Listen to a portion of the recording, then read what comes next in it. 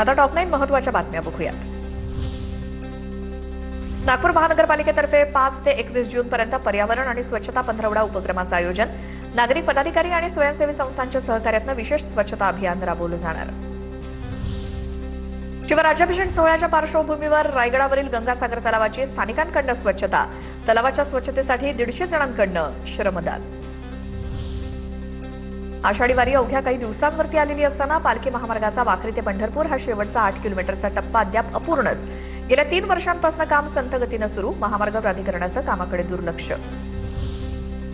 Non creamy layer प्रमाणपत्र आणि EWS प्रमाणपत्र देण्याला 3 महिन्यांची मुदतवाढ. 11वी ऑनलाईन प्रवेश प्रक्रियेसाठी पोचपावती किंवा हमीपत्राच्या आधारे तात्पुरता प्रवेश देण्याचा माध्यमिक शिक्षण विभागाचे आदेश.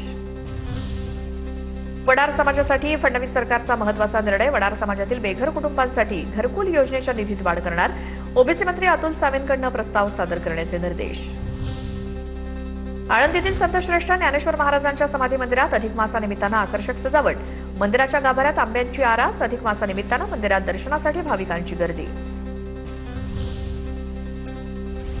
कोल्हापुरात पंचगंगा नदी प्रदूषणाविरोधात इंटकचा विराट मोर्चा. पंचगंगा नदी प्रदूषणाबाबत तातडीनं उपाययोजना करण्याची मागणी. हजारो कामगारांचं प्रांताधिकाऱ्यांना निवेदन.